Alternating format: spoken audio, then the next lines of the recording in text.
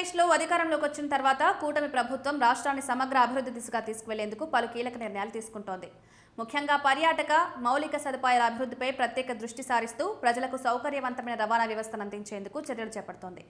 ఈ నేపథ్యంలో సముద్ర తీరం వెంట ఒక ప్రత్యేకమైన సీషోర్ హైవే నిర్మాణానికి ప్రభుత్వం ప్రణాళిక సిద్ధం చేసింది. Kathipudi to Ongole national highway 216 విస్తరణకు ప్రత్యామ్నాయంగా ఈ సీషోర్ హైవే ప్రతిపాదనను ముందుకు తీసుకొచ్చారు. నర్సాపురం నుంచి మచిలీపట్నం మీదుగా బాపట్ల వరకు సుమారు 120 కిలోమీటర్ల పొడవున ఈ రహదారి నిర్మించాలని ప్రభుత్వం నిర్ణయించింది. ఇప్పటికే ఈ ప్రాజెక్టుకు సంబంధించిన ప్రతిపాదనలు కేంద్ర ప్రభుత్వానికి పంపినట్లు సమాచారం.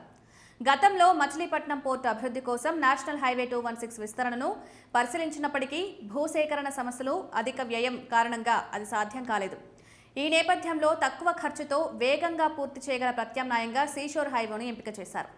మచిలీపట్నం ఎమ్మెల్యే కొల్లు రవీంద్ర ఈ ప్రతిపాదనను ముందుకు తీయగా ముఖ్యమంత్రి నారా చంద్రబాబు నాయుడు ఆమోదించి కేంద్రానికి పంపించారు. ఈ సీషోర్ హైవే నిర్మాణం వల్ల తీర ప్రాంతాల అభివృద్ధికి కొత్త ఊతం లభించనుంది. ముఖ్యంగా మత్స్య, ఆక్వా ఉత్పత్తుల రవాణా మరింత వేగవంతమవుతుంది. పర్యాటక రంగానికి కూడా ఇది పెద్ద ప్రోత్సాహాన్ని అందిస్తుంది. మచిలీపట్నం, నిజాంపట్నం పోర్టులను కలుపుతూ ఈ రహదారి కీలకంగా మారనుంది. చేపలు, రొయ్యలు, కొబ్బరి వంటి ఉత్పత్తుల రవాణాకు ఇది ఎంతో ఉపయోగకరంగా ఉంటుంది.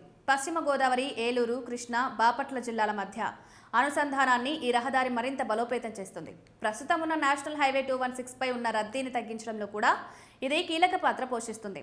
కాకినాడ నుంచి మచిలీపట్నం వరకు, ముఖ్యంగా ఉప్పాడ వంటి తీర ప్రాంతాలకు రవాణా సులభతరం అవుతుంది. తీర ప్రాంత నియంత్రణ నిబంధనలు ఈ ప్రాజెక్టుకు పెద్ద అడ్డంకి కావని అధికారులు స్పష్టం చేయడంతో భూసేకరణ అవసరం లేకుండానే ఈ హైవే నిర్మాణం చేపట్టే అవకాశం ఉందని భావిస్తున్నారు.